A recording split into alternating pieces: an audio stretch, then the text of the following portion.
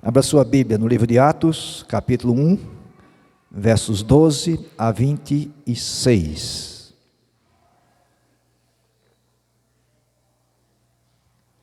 Atos, capítulo 1, versos 12 a 26.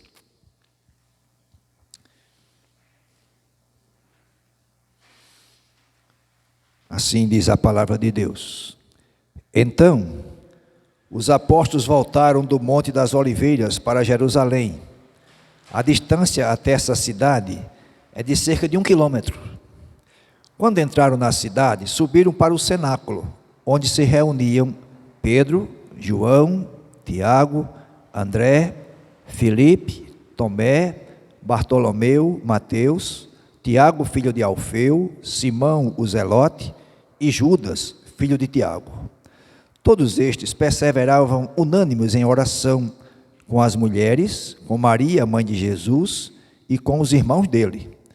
Naqueles dias, Pedro se levantou no meio dos irmãos, que formavam um grupo de mais ou menos 120 pessoas, e disse: Irmãos, era necessário que se cumprisse a Escritura, que o Espírito Santo predisse pela boca de Davi, a respeito de Judas, que foi o guia daqueles que prenderam Jesus. Ele era um dos nossos e teve parte neste ministério. Ora, este homem adquiriu um campo com o preço da iniquidade, e caindo de cabeça, rompeu-se pelo meio, e todos os seus intestinos se derramaram.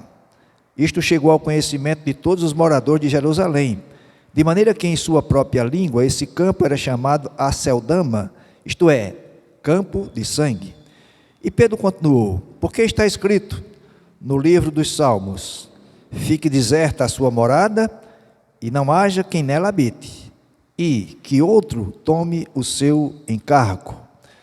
Portanto, é necessário que dos homens que nos acompanharam todo o tempo em que o Senhor Jesus andou entre nós, começando no batismo de João, até o dia em que foi tirado do nosso meio e levado às alturas, um destes se torne testemunha conosco de sua ressurreição. Então, propuseram dois: José, chamado Barsabás, também conhecido como Justo, e Matias. E orando disseram: Tu, Senhor, que conheces o coração de todos, revela-nos qual dos dois escolheste para preencher a vaga neste ministério e apostolado, do qual Judas se desviou, indo para o seu próprio lugar. Depois fizeram um sorteio, e a sorte caiu sobre Matias, que foi acrescentado ao grupo dos 11 apóstolos. Amém. Como nós dissemos há 2 domingos atrás, 3, porque domingo o missionário Abraão falou conosco, estamos no terceiro evento, antes da descida do Espírito Santo no dia de Pentecostes. O primeiro evento foi a promessa do Pai, a promessa do Espírito Santo. O segundo evento foi a ascensão de Jesus, e agora o terceiro evento, que é a escolha do substituto de Judas para completar os 12 apóstolos. São os 3 eventos que marcam o início da narrativa de Lucas, para depois adentrar na questão da descida do Espírito Santo, que é o capítulo 2, que, permitindo Deus, vamos começar a expor, a estudar no próximo domingo. Então, atentem, meus amados, para o que Lucas, como esse exímio historiador, inspirado por Deus, logicamente, elabora no seu texto. Primeiro, dos versículos 12 a 14, ele destaca o retorno dos apóstolos de Jesus para Jerusalém. O que é que a gente pode entender aqui como destaque? Qual é a nossa lembrança? Jesus voltou para o céu, de maneira triunfante, ou triunfantemente. E os discípulos, ou os apóstolos, voltaram para Jerusalém alegremente, jubilosamente. Se não, veja o relato do próprio Lucas, no capítulo 24, e o verso 52. Lucas 24, 52. Como os irmãos sabem, o texto é Lucas Atos, para nós, É um texto que Lucas escreveu em 2 volumes. Então veja como ele diz, Lucas, o Evangelho de Lucas 24, verso 52. Então eles, adorando, voltaram para Jerusalém, cheios de alegria, e estavam sempre no templo louvando a Deus.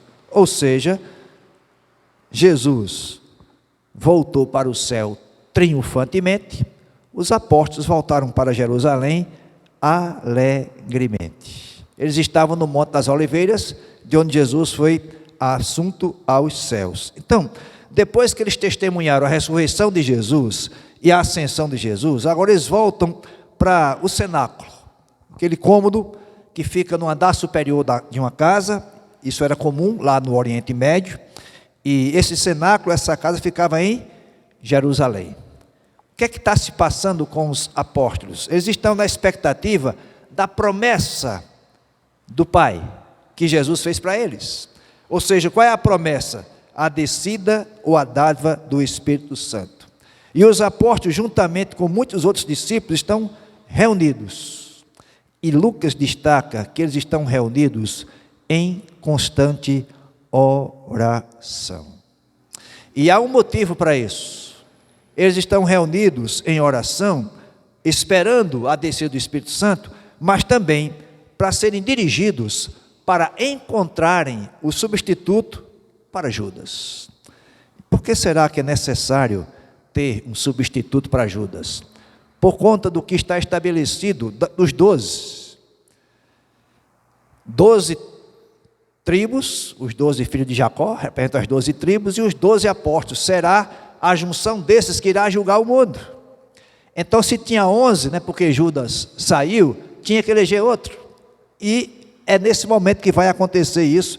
Eles têm consciência disso, e portanto estão lá reunidos. Então, antes dos acontecimentos do dia de Pentecostes, está no capítulo 2, nós vamos estudar, os discípulos estão em oração fervorosamente. E meus amados, eles estão fundamentados nas Escrituras, e eles estão aguardando o testemunho que virá para eles. Lembra que Jesus Cristo disse para eles: vocês serão minhas testemunhas. Significa o quê? Eles estão guardando esse testemunho apostólico do ministério terreno de Jesus. Esses 11 aqui, não é? E as mulheres, Maria, mãe de Jesus, e muitos outros irmãos, eles todos foram testemunhas do ministério terreno de Jesus. Observem, meus amados, que há 4 aspectos nesses versículos 12 a 14 que eu quero destacar: a volta, o local, os integrantes e a oração. Se não, vejamos, o versículo 12, Lucas aponta para o lugar onde eles estavam, o Monte das Oliveiras. Algumas traduções, o Monte Olival, né? Seria o Monte das Oliveiras para nós, o qual fica distante de Jerusalém. Talvez a sua tradução, se for Almeida Revista Atualizada, diz lá, como a jornada de um sábado, não é?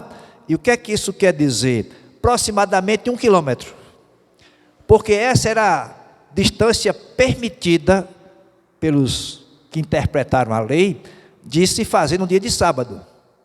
Então Lucas destaca, né, isso aí, a jornada de um sábado, o que era permitido caminhar, e justamente Monte das Oliveiras ficava distante de Jerusalém, aproximadamente 1 quilômetro, portanto eles estavam cumprindo a lei. Se era um dia de sábado, provavelmente eram, eles cumpriram a lei em fazer esse deslocamento de 1 quilômetro. Então essa é a volta. E o local, o versículo 13, parte A, vai dizer para nós: eles entraram na cidade, subiram para o cenáculo. Esse é o local, o cenáculo onde eles estavam, não é? E reuniram-se nesse cenáculo, que era um quarto amplo, bem espaçoso, que tinha nas casas maiores no Oriente Médio. Em Jerusalém tinha essas casas, e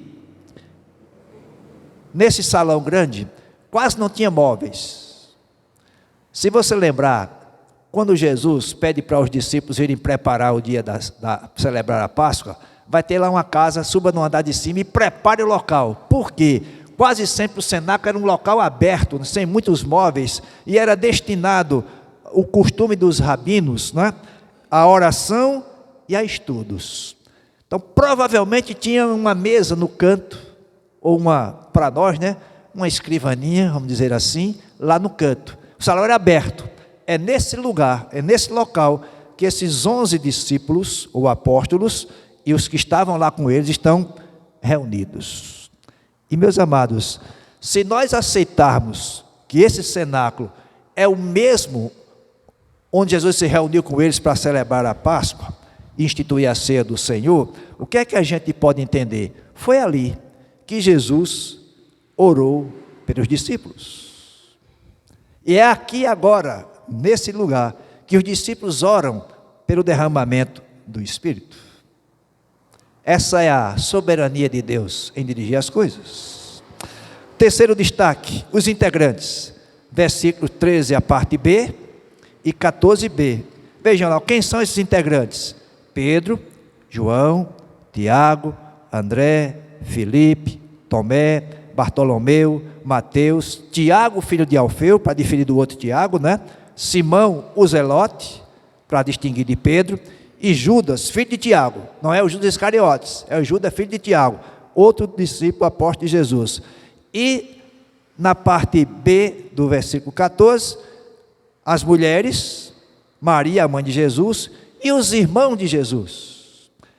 Surge uma curiosidade para nós. Os irmãos de Jesus eram incrédulos, enquanto ele estava no seu ministério terreno. Lembra que eles até o chamaram meio de maluco, né? Agora estão reunidos em oração. Provavelmente, após a crucificação, sepultamento, ressurreição de Jesus e a ascensão de Jesus, os irmãos dele passaram a crer. Estão agora reunidos com esse grupo em oração. E meus amados, Lucas destaca com esses nomes, mostrando que aqui está o primeiro grupo de líderes da igreja cristã. E é interessante que eles, agora, estes, passam, depois da descida do Espírito Santo, a serem, ou a vir a ser, o fundamento da igreja. São esses apóstolos de Jesus. O grupo está reunido, e aproximadamente 120 pessoas, como nos diz o versículo 15 desse capítulo 1 de Atos. E mais uma curiosidade, mais uma direção de Deus. 120 homens era o que se exigia, conforme a lei judaica, para se formar uma comunidade. E ela tem o seu próprio conselho. Coincidência, parece, né? Não, é Deus dirigindo. Então está reunido aqui aproximadamente 120 pessoas, mas está lá as mulheres, estão presentes. O que é que isso quer dizer? Que as mulheres participam do ministério, dentro das suas funções.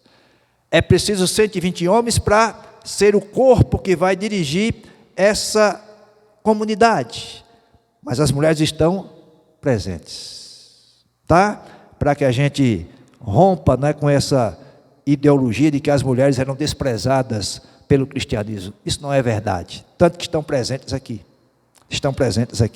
Então, estava a família de Jesus presente, outros irmãos, todos reunidos, numa mesma condição e com o mesmo propósito. Qual era? Versículo 14, a parte A, diz, estavam lá, todos estes perseveravam unânimes em oração. Então é o quarto destaque desse texto. A volta, o lugar ou o local, os integrantes e a oração. Esses 20 irmãos reunidos no cenáculo não estavam como tempo atrás os apóstolos estavam trancados numa casa, com medo dos judeus.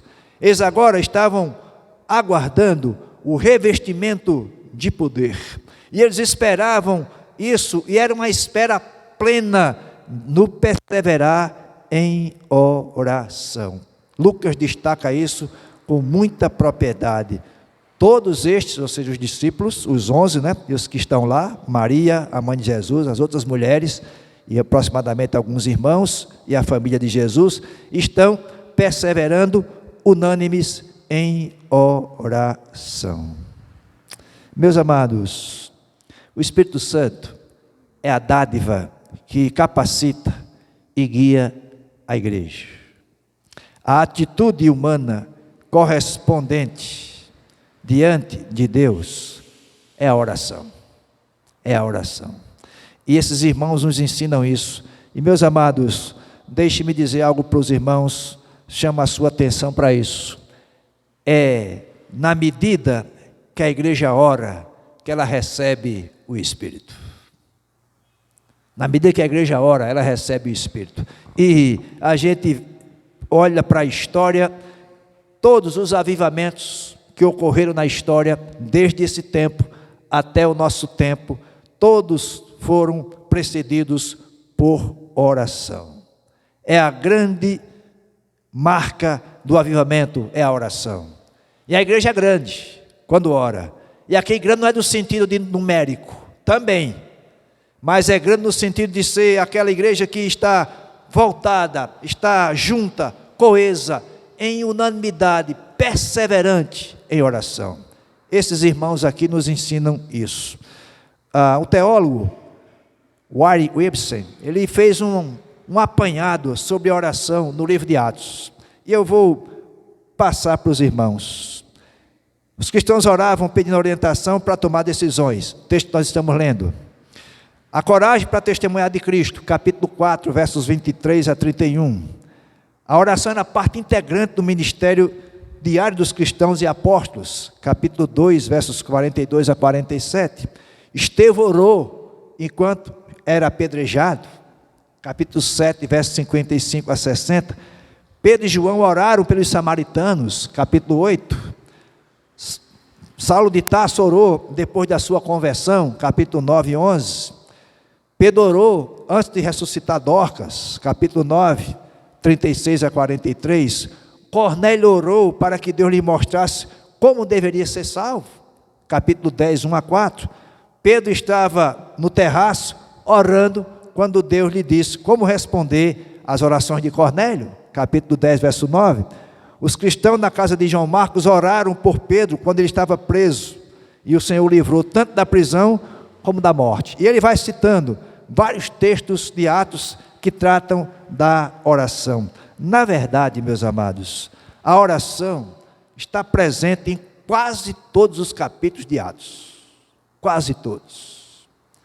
Isso para mim é um alerta para nós, como igreja, sobre a nossa prática de oração.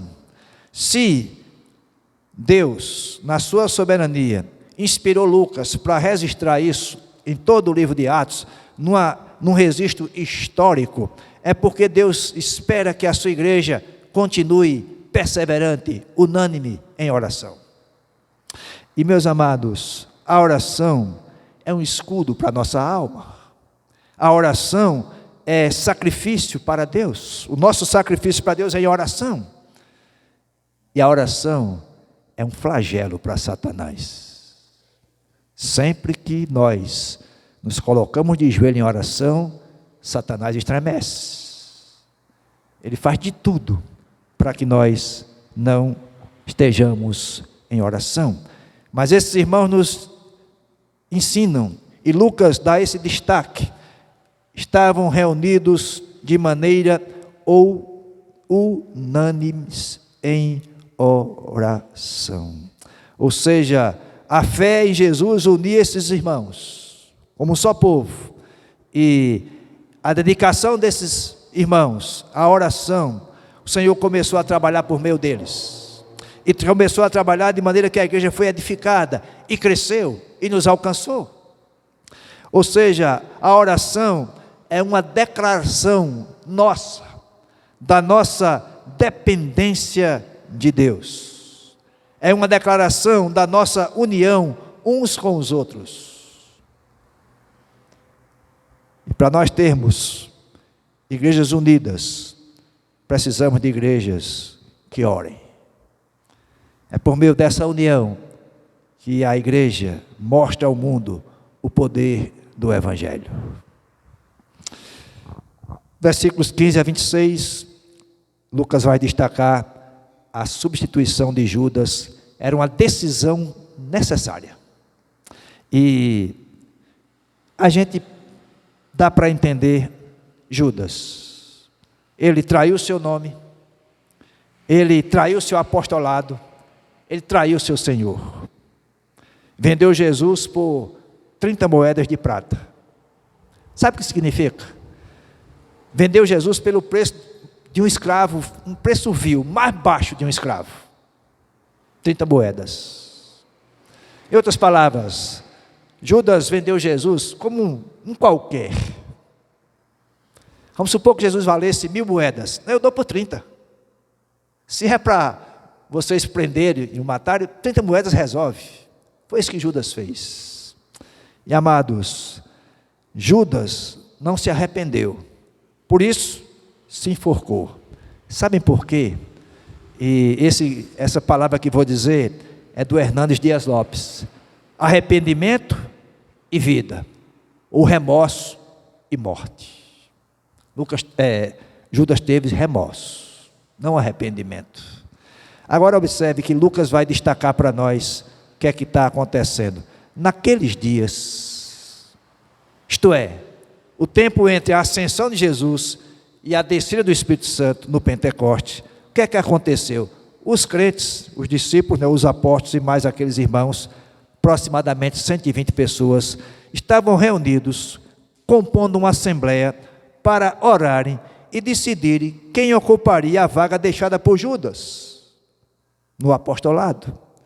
E aí Pedro se levanta, chama a atenção dos irmãos para o fato, e aqui está o início do ministério apostólico. E claramente Pedro foi o líder da igreja de Jerusalém no princípio. Claramente a gente vê isso aí. E aí Pedro inicia o seu discurso apontando para aquilo que é a autoridade sobre a igreja de Cristo. O que é que Pedro diz? Irmãos, era necessário que se cumprisse a Escritura, ou seja, a autoridade para a igreja de Cristo é a Escritura, nada mais além dela. E Pedro vai mostrando, Lucas vai mostrando como Pedro vai falar, tudo o que aconteceu com Jesus, como resultado da traição de Judas, aconteceu porque era desígnio de Deus, estava registrado nas Escrituras. É a soberana vontade de Deus que prevalece sempre. Então, Pedro diz aí que Judas era contado entre nós e teve parte neste ministério. Ou seja, Judas esteve presente com aqueles irmãos. E ele foi chamado por Jesus para servir a Jesus junto com os demais.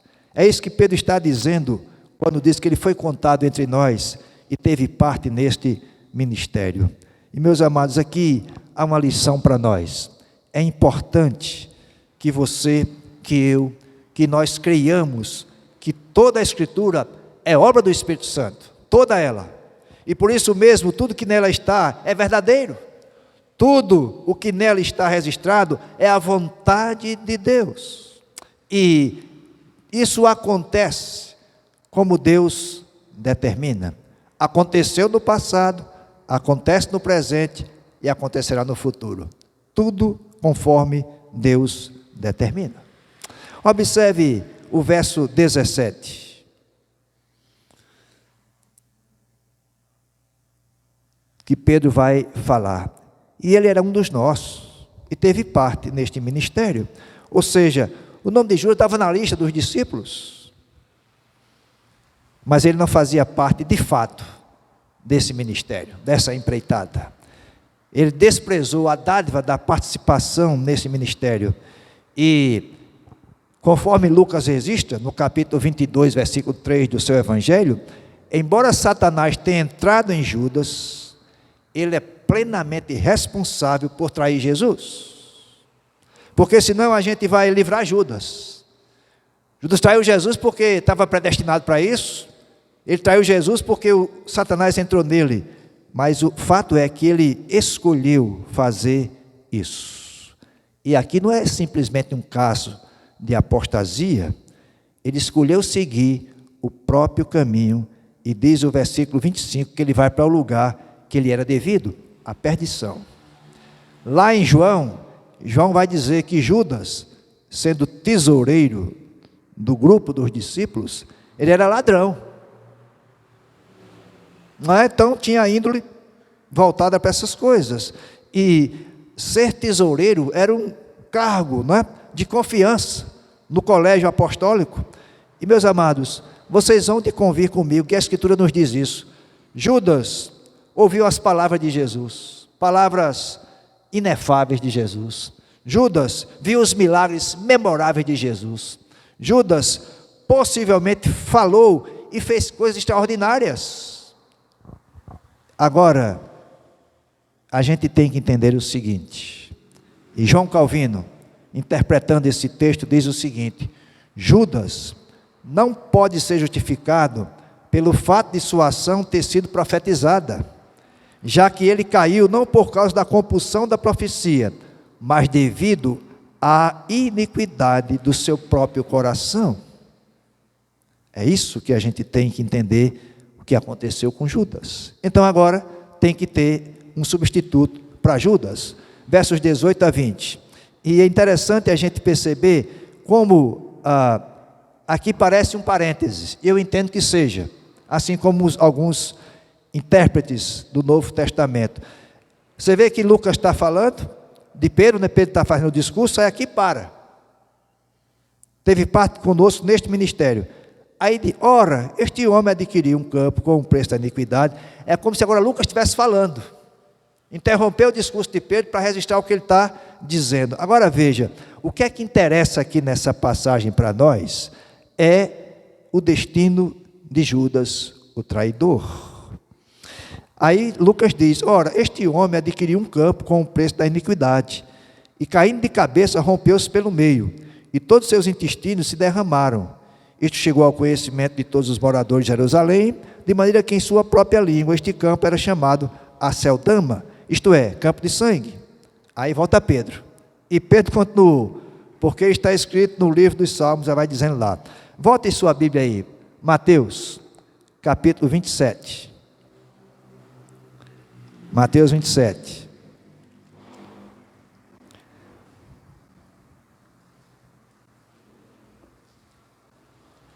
Três a 5. Mateus 27, 3 a 5. Que diz assim: então Judas, que o traiu, vendo que Jesus havia sido condenado, tocado de remorso, devolveu as 30 moedas de prata aos principais sacerdotes e aos anciãos, dizendo: pequei, traindo o sangue inocente. Eles, porém, responderam: que nos importa? Está com você. Então Judas, atirando as moedas de prata para dentro do templo, retirou-se e se enforcou. Ou seja, parece uma contradição, porque Mateus está dizendo que Judas jogou as moedas lá do templo e saiu, se enforcou, e Lucas está dizendo que ele comprou, adquiriu um campo com o preço da iniquidade. O que é que a gente entende aqui? Aqui é só uma questão de relato. Mateus diz que ele se enforcou, e é verdade.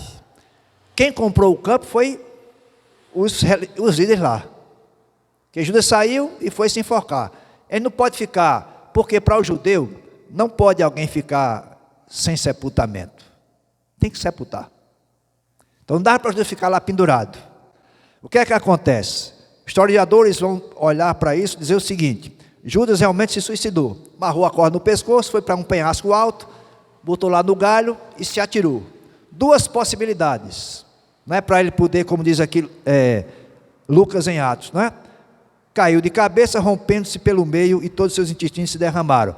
Ou o galho rompeu-se e Judas caiu no penhasco, ou ficou lá muito tempo, não é? E depois desse muito tempo foi dilacerando o seu corpo, não é? O que não dá para entender, porque o judeu não deixaria ficar lá, iria enterrá-lo. Então a primeira hipótese seria a mais viável, que o galho que Judas pendurou a corda rompeu-se e ele caiu enforcado, né? Já morreu, e quando caiu, abriu-se o seu corpo e saiu os seus intestinos, como diz aí o nosso texto. E amados, a gente não tem na Bíblia as motivações de Judas nesse processo de traição de Jesus. Sabemos que ele era ladrão. Como nós dissemos, ele ouviu as palavras de Jesus, mas parece que ele tapou os ouvidos às advertências que foram feitas e acabou vendendo Jesus, traindo com um beijo mentiroso. Mas Mateus deixa bem claro para nós, né? Judas tendo remorso, se suicidou. Arrependimento e vida, remorso e morte. Guardem isso, guardem isso. Ou seja, o desprezo levou ao suicídio. E mais tarde o dinheiro devolvido foi usado para comprar um campo, que ficou conhecido, né, como campo de sangue Aceldama na língua deles. E meus amados, o que é que a gente vai entender agora? Aí vejam, Lucas faz esse recorte, né, das palavras deles, versos 18 e 19. Aí no 20, Pedro volta a falar. O que é que Pedro diz? Porque está escrito no livro dos Salmos: fique deserta a sua morada, e não haja quem nela habite, e tome outro o seu encargo. Versículo 20 aí. O que é que vai dizer? Pedro, portanto, vai se reportar ao Antigo Testamento. Há dois salmos, Salmo 69, 25 e Salmo 109, 8, para dar base ao que ele estava falando sobre Judas. Ou seja, vai ficar deserta a sua morada. Ninguém vai morar aí, né? No campo de sangue. E mais, é preciso que alguém tome lugar no seu encargo. E é isso que eles estão fazendo ali. O que Pedro está dizendo é que a situação, ou seja, a vaga, né, no colégio apostólico que Judas deixou por conta da sua traição a Jesus, deve ser preenchida. E alguém para cumprir essa responsabilidade tem que ser agora escolhido. E meus amados, mais uma vez, para que a gente entenda, a Escritura se cumpre, porque ela é a vontade de Deus registrada. Tudo se cumpre. Vamos olhar para a Escritura para entendermos o que acontece ao nosso redor. Aí há um movimento, né? Sempre que há a eleição de um novo Papa, há um movimento, né, de ebulição nos meios proféticos, né? Sempre há. E a gente não sabe o que vai acontecer, mas tem que olhar o que a Escritura está dizendo para nós. Olhar o que a Escritura está dizendo para nós. Então, nos versículos 21 a 26, a gente vai destacar as qualidades de um apóstolo. É o que vamos ver agora. Pedro vai dizer: portanto, é necessário que dos homens que nos acompanharam todo o tempo em que o Senhor Jesus andou entre nós, começando no batismo de João, até o dia em que foi tirado do nosso meio e levado às alturas, um desses se torne testemunha conosco da sua ressurreição. Quais as qualidades de um apóstolo? Primeiro, considerar o método para escolher. Como é que vai acontecer isso agora? E é interessante a gente olhar que é estranho para nós, é um sorteio que vai acontecer. Veja a continuidade aí.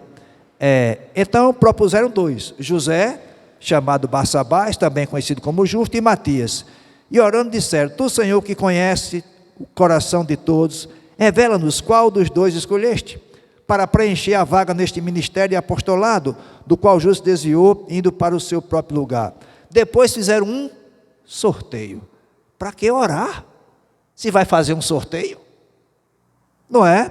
Logo alguém vai questionar isso. Mas vamos entender essa questão. Ou seja, é estranho para nós fazer um sorteio para escolher alguém. Só que, entre os judeus, era algo muito natural. Esse sorteio não desprezava a orientação nem a vontade de Deus. Tanto é que Pedro faz a oração antes. Mas só para os irmãos entenderem, vou citar alguns momentos em que o sorteio aconteceu no meio do povo de Deus. A divisão da terra prometida, houve um sorteio nas tribos. Um sorteio, orientado por Deus. O pecado de Acã, lembra disso? Uma batalha que houve lá do povo de Deus, venceram lá a batalha. Acã viu lá uma capa muito bonita, uma barra de ouro, e trouxe para ele. Guardou na sua tenda, enterrou na tenda, ninguém sabia. E vai para uma batalha, o povo perde. E aí Josué disse: como é que pode a gente vencer esse povo muito maior, para esse menor perdemos? Aí Deus disse: Josué, tem gente ruim aí no teu meio, alguém pecou. Como é que eu vou saber, Senhor? Chama o povo. Chamou todo mundo. Essa família está livre, essa. Chegou na família, na tribo de Acã. A descoberta foi lançando sorte. Os dois bodes para expiação do pecado. Leva os dois bodes, o sacerdote vai pôr a mão na cabeça deles, um vai ser sacrificado, o outro vai ser mandado para o deserto, como que levando os pecados. É um sorteio para escolher qual é o bode. Como foi que descobriram que era Jonas, causador da tempestade? Sorteio, lançaram sortes. Na volta do exílio da Babilônia, quem é que iria morar em Jerusalém? Todo mundo queria morar na capital. Lançaram sortes. Portanto, era um costume do povo judeu, esse povo aqui, fazer esse movimento de lançar sorte. Agora vejam, meus amados, que a questão aqui era que eles faziam o seguinte: ficaram 2 nomes desses que estavam lá, dos 120 aproximadamente, até das mulheres podia colocar o nome, só que a mulher não podia exercer função apostólica, então as mulheres estavam fora. Então os homens estavam escritos, sim, todos eles foram testemunhas, andaram conosco, viram Jesus, todos viram. Vamos colocar o nome, mas só 2 se apresentaram. Qual foi? O justo, né? Barsabás e Matias. O que é que se fazia? Escrevia o nome deles na pedra, botava numa vasilha e ficava balançando a pedra. Quando jogava, a pedra que caísse, esse era o indicado de Deus. E aí a gente precisa agora entender claramente isso. 2 verdades de suma importância. Primeiro, é a função de um apóstolo. A função de um apóstolo era de ser testemunha da ressurreição. O que realmente distingue um cristão não é o que ele sabe a respeito de Jesus, mas sim o que conhece a Jesus. Isso é o que distingue uma testemunha, a nós, discípulos de Jesus. Qual o engano básico que tem tomado conta da igreja dos nossos dias? Considerar Jesus como alguém que viveu, morreu, nós estudamos a sua história, lemos a sua história e só. Meus amados, Jesus não é uma figura de livro, simplesmente. Ele é a presença viva em nosso meio. E o cristão é alguém cuja vida toda dá testemunho desse fato, que conhece Jesus. E conhece Jesus ressuscitado. E conhece Jesus que se encontrou com Ele, ou que foi encontrado por Ele. Esse é o nosso testemunho, e é isso que é necessário para ser apóstolo aqui. Nós hoje somos todos apóstolos, porque somos enviados. Não no sentido apostolar desses 12. Não existe mais, foram só os 12. E depois Paulo, não é? Que é chamado especificamente para isso. E aqui entra uma polêmica. Não era para a igreja ter escolhido Matias, porque Matias não era o que Deus escolheu. Era para escolher Paulo mais tarde. Não, é Matias mesmo. Tanto que é citado depois, entre os 12, Matias. Não o nome, mas os 12 apóstolos que completou-se aqui. Paulo é um chamado especial de Jesus para ser apóstolo. E se você ler lá Coríntios, Paulo se identifica assim: os 12 apóstolos e eu, como que nascido fora de tempo. Então, dito isso, entendamos o que é ser apóstolo. E a segunda qualidade de um apóstolo era ter acompanhado Jesus. Nenhum de nós acompanhou Jesus.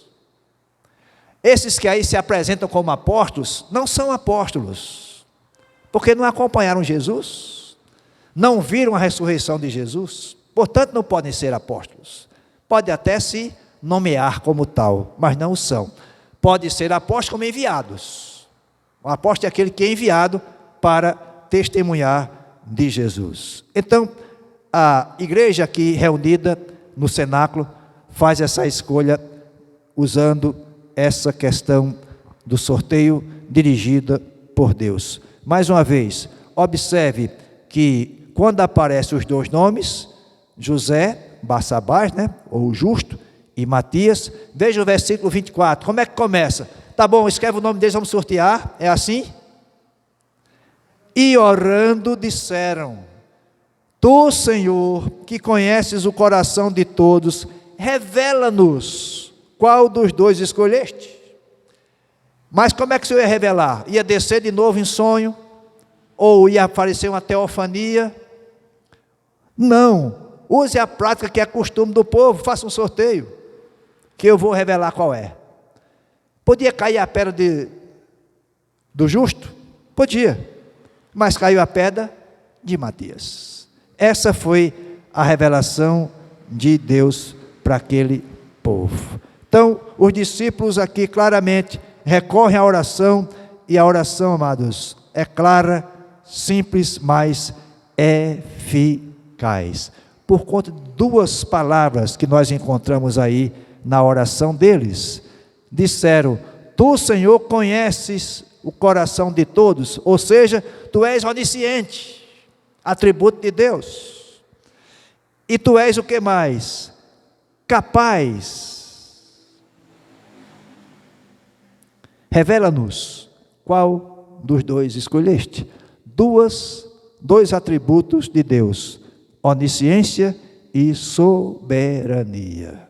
Foi o que fez os discípulos tomarem essa decisão. Humildemente, eles fizeram isso para entender a escolha de Deus, de Jesus, para os seus, completar os 12 apóstolos. E lança-sorte, como eu disse, era algo comum no primeiro século. E o versículo 26 é a única referência do Novo Testamento a essa prática. Você não vai encontrar mais nenhuma referência sobre essa prática de lança-sorte, porque até aqui o Espírito Santo não havia descido. Daqui para frente, sim. O que é que a gente entende? É que agora é o Espírito Santo que passa a guiar as decisões da igreja. Então, alguém pode perguntar: pastor, vamos lançar sorte hoje, quando eu tiver que tomar uma decisão importante? Não. Decisões importantes na vida do cristão devem ser submetidas pela oração, o Espírito Santo vai iluminar e a Escritura vai nos responder. Agora, como eu costumo dizer algumas vezes, né? Pastor, com quem que eu vou casar? Você não vai encontrar na Bíblia dizendo não. A pessoa não. Você vai encontrar princípios. Onde é que eu vou morar? Não vai encontrar isso na Bíblia. Será que eu devo ir para Recife? Não, é muito quente lá. Melhor morar em areia, que é mais frio. Você não vai encontrar isso na Bíblia. Vai encontrar princípios. Por exemplo, quando Ló resolveu ir lá para Sodoma e Gomorra, para a região era perfeita, mas havia um risco muito grande. Então a escolha foi de Ló, ir para lá, e sabe o que aconteceu com a história, chega lá, não é? Então, meus amados, nós temos que tomar decisões com base na direção do Espírito Santo e no ensino das Escrituras.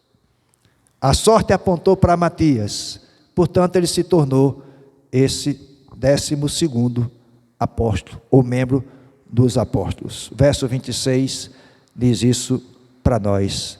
Depois fizeram um sorteio, a sorte caiu sobre Matias e foi acrescentado ao grupo dos 12 apóstolos. Essa é a única referência a Matias em toda a Bíblia. Mas você não vai encontrar também muita referência a Bartolomeu, não é? A Tomé, não vai encontrar. A Simão o Zelote, mas fazem parte do corpo apostolar. Algumas lições, aplicações para nós, olhando para esse texto. Primeira coisa que eu quero destacar, meus amados, é que o livro de Atos, nós precisamos aprender, como nós dissemos na nossa primeira pregação ou mensagem sobre Atos, trata de um período especial na igreja. É um período de transição entre a antiga aliança e a nova aliança. Portanto, Atos dos Apóstolos não é um livro normativo, porque senão, não, houve sorteio lá, vamos sortear também aqui agora. Eu até esses dias conversando com um grupo de pastores, amigos nossos, e algum colega revelou para nós, né? Uma igreja aqui na Paraíba está passando por um processo de escolha de pastor, né? Sucessão pastoral, e já foram 3 pastores lá, e a igreja não quis ficar com nenhum. E pasmem o que eu vou dizer. Primeiro foi não gostar porque era muito gordo. Olha o critério da escolha. O segundo não gostaram porque ele usava barba. E o terceiro era muito militar, era de descendência militar. Olha os critérios que a igreja está usando para escolher um pastor. Nem um sorteio fizeram, né? Tivesse feito um sorteio, talvez fosse melhor. Meus amados, para a gente entender que, então, fazer o seguinte: bom, já que a gente não sabe quem é o pastor, vamos fazer um sorteio com esses 3 nomes aqui, o nome que cair dá certo. Não! Oração, o Espírito Santo vai revelar. Atos, portanto, aprendamos isso. É um livro que trata de um período especial, essa transição da antiga para a nova aliança. Também destaco que a gente precisa ter como lição, aplicar para as nossas vidas, que não temos mais apóstolos hoje. Por quê? Primeiro, que eles foram escolhidos em número definido, 12. Não tem mais do que isso. Segundo, eles foram escolhidos por Jesus Cristo. Estiveram com Jesus durante o seu ministério, testemunharam sua ressurreição. Esses são os apóstolos que a Bíblia registra para nós. Uma terceira aplicação é uma pergunta: como discernir a vontade de Deus hoje? Acho que isso inquieta você, como inquieta a mim, a todos nós. Como discernir a vontade de Deus? E o que eu enxergo olhando para esse texto, meus amados, é muita oração, leitura das Escrituras, estar aberto às circunstâncias que estão acontecendo e tomar decisões juntos, como igreja. Mas se você tem algo pessoal para discernir a vontade de Deus, oração perseverante, leitura da Escritura e olhar as circunstâncias para entender essas coisas. E meus amados, outra aplicação que olha para esse texto para nós é que os discípulos obedeceram a Cristo, voltando para Jerusalém, a aguardarem a descida do Espírito Santo. Você obedece a Cristo dessa forma? Eu obedeço assim? Será que nós obedecemos a Cristo? Voltem para Jerusalém e aguardem a promessa do Pai. Voltaram e ficaram aguardando a promessa do Pai. Será que a palavra de Deus é a norma para a nossa vida? Reflitamos sobre isso.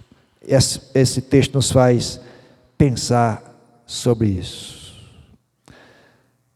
Uma outra aplicação para nós: a igreja que ora e permanece unânime demonstra sua dependência de Deus, dependência total de Deus. Pergunta para nós: você tem perseverado na oração? É tão importante que nós estejamos lado a lado uns dos outros na prática da oração. Isso é necessário para que nos estimulemos uns aos outros em oração. Nós temos tido aos domingos pela manhã esse tempo de oração. É muito pouco para a igreja, muito pouco. Reconheço isso, mas é um embrião, vamos dizer assim, para um crescimento maior. Então dedique-se a isso, vida de oração e saber que o Senhor está conosco. Sabe por quê? A Escritura é obra do Espírito Santo, revela a vontade de Deus para a nossa vida e ela faz nos entender que é Deus falando para nós. Não é possível que um cristão autêntico, verdadeiro, guarde dúvidas sobre a palavra de Deus. Será que ela é mesmo palavra de Deus? Dúvida no sentido de procurar estudar, essa é salutar.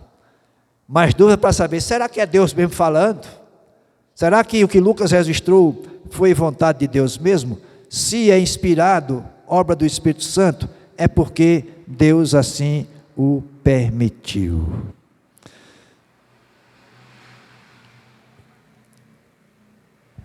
Olhando para os versículos 23 a 25, nós nos perguntamos: as nossas decisões têm demonstrado dependência absoluta de Deus?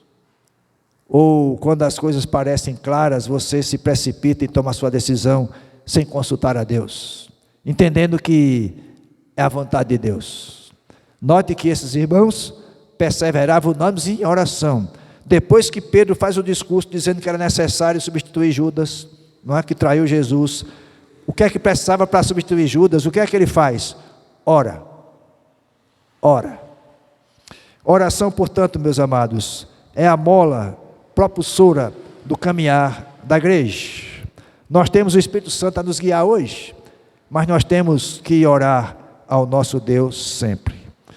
O que é que Deus quer que nós façamos? Tomemos decisões à luz da Escritura, inspirados pelo Espírito Santo, iluminados por Ele. Ou seja, o que é que Deus quer que nós façamos? Primeiro, façamos tudo debaixo de muita oração.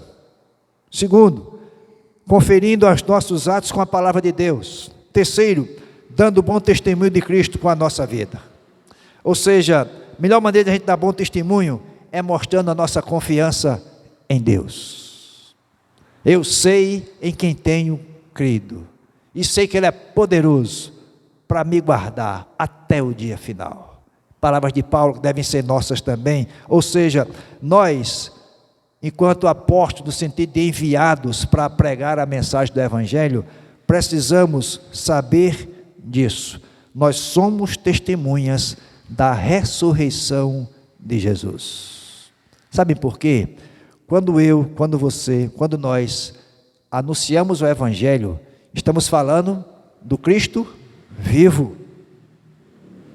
Então, se é o Cristo vivo, eu tenho que testemunhar que Ele ressuscitou dentre os mortos. E ressuscitou corporalmente.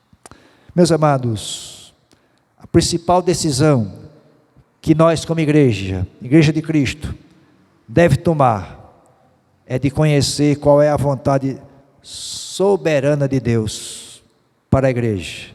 E descobrindo, dedicar-se a obedecê-la. Que Deus nos abençoe a vivermos assim. Amém? Baixe sua cabeça. Quero orar nesse instante.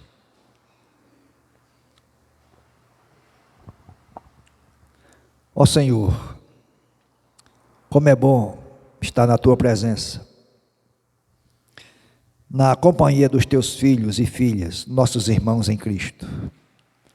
Como é bom, Senhor, ler a Tua palavra e, iluminados pelo Teu Santo Espírito, entendê-la. Ó Pai, que essa igreja, que nós sejamos uma igreja perseverante, unânime em oração, para que entendamos, ó Pai, a vontade Tua para essa igreja. Nós sabemos que a Tua vontade é que essa igreja proclame o Evangelho de Jesus. Sabemos que a Tua vontade para essa igreja é que ela seja uma igreja missionária, que ela seja uma igreja que transmita amor, que vive em comunhão, que reparta o pão uns com os outros e com os necessitados, que ela seja um farol nesta comunidade, que irradie a comunidade com a luz de Jesus. Sabemos disso, Senhor, que é a Tua vontade. Apenas agora te pedimos que Tu motive-nos o coração para sermos testemunhas de Jesus. Sermos testemunhas que Jesus ressuscitou dentre os mortos, está vivo e que junto a Ti intercede por nós. Que a Tua graça, que o Teu amor, que a Tua paz nos alcance a cada dia, em nome de Jesus. Amém. Recebam a bênção dos apóstolos. Que o amor de Deus, o nosso Pai, a graça maravilhosa e eterna, salvadora graça de Jesus Cristo, nosso Senhor, a comunhão, discernimento, as consolações do Espírito Santo, estejam com todos nós e com todo o povo de Deus, hoje e para todos sempre. Amém. Faça sua oração em silêncio agora.